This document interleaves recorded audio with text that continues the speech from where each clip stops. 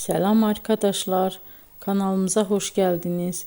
Bugün sizler için sevimli oyuncularımız Birce Akalay ve İbrahim Çelikkol'dan çok güzel kareler hazırladık.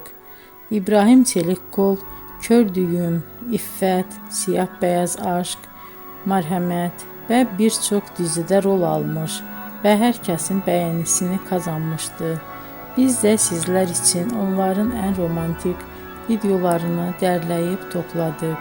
Arkadaşlar, kanalıma abone olup yorum yazmanızı, videonu sona kadar izleseniz çok sevinirim. Herkese teşekkür ederim.